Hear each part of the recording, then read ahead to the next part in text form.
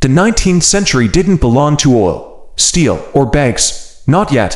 For a brief and dangerous window in modern history, the world ran on cotton, and at the center of that world wasn't London, Paris, or New York. It was the American South, a landscape of plantations worked by enslaved labor, financed by credit, and embedded deep within global capitalism.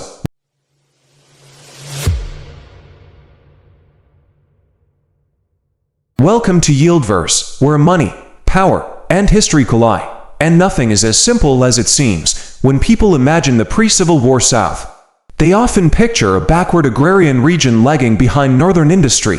That image is comforting and completely misleading, because before 1861, the Southern cotton economy wasn't peripheral to global capitalism.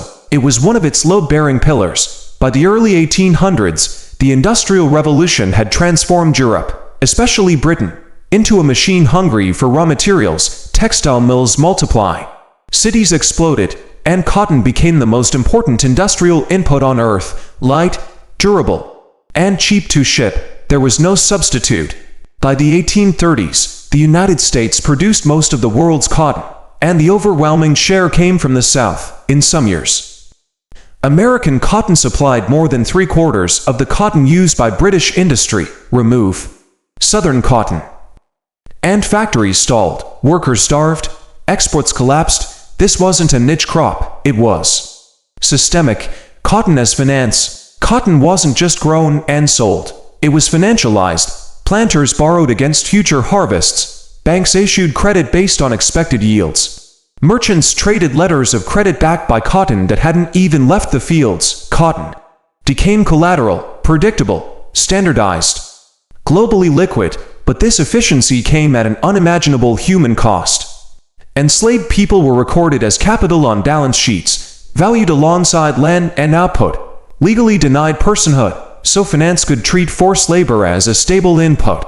Plantations functioned less like farms and more like asset factories. Human lives became ledger entries. A global machine. Southern cotton flowed to British mills. Textiles were exported worldwide. Profits cycled through insurers, shippers, merchants, and banks. At every step, finance skimmed value, quietly and relentlessly. The system looked efficient because its costs were borne by people who had no legal power to refuse it. This is why calling the antebellum South pre-industrial misses the point. It was industrial, not in machinery, but in finance. Cotton exports stabilized trade balances, fueled banking expansion, and underwrote economic growth far beyond the region. In effect, cotton became the South's monetary anchor. The myth of King Cotton. Southern elites developed a powerful belief. King Cotton, if the world depended on Southern cotton, they reasoned, then the South held leverage over the world. Britain would never allow its supply to be disrupted. It seemed logical, but it was a fatal mistake. Leverage only works if there are no alternatives. And global finance is ruthless about finding them. The hidden weakness. The South controlled production, but not liquidity. Plantations were financed by northern banks and European lenders. Insurance markets were in London. Shipping was international. Profits accumulated overseas. The South generated wealth but did not control the financial plumbing that sustained it. As long as cotton flowed, this didn't matter. The moment it stopped, everything would. War and collapse. When Southern states seceded in 1860–61, leaders believed cotton would be their ultimate weapon, cut off exports, and Britain would intervene. When blockades halted cotton shipments, the system unraveled. Cotton had been collateral. When it stopped moving, credit collapsed. Planters were suddenly over-leveraged. Banks cut lending. Merchants demanded cash. The elegant system revealed itself as fragile, dependent on constant motion. The world moves on. Britain suffered during the cotton famine, but did not collapse. Instead, cotton production expanded in India and Egypt. Global supply chains rerouted. Substitution, the ultimate weapon against leverage. The South learned too late. Controlling a commodity does not mean controlling the system.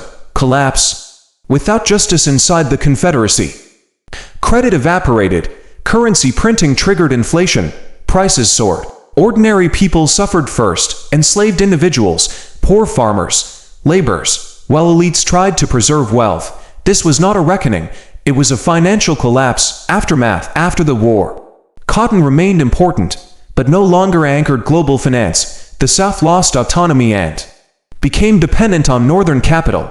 Formerly enslaved people gained legal freedom, but were pushed into sharecropping and debt peonage. Financial systems adapted faster than justice. Final lesson: the Cotton Empire didn't fall because it lacked morality. It fell because it misunderstood where wealth truly lived. Wealth wasn't in the fields. It was in credit systems, insurance markets, shipping networks, and institutions that could absorb shock. Societies still make the same mistake. They confuse control over production with control over power. History doesn't repeat, but financial illusions do. They fail the same way, slowly at first, then all at once. If this gave you a new perspective, subscribe to Yieldverse, because history has the answers.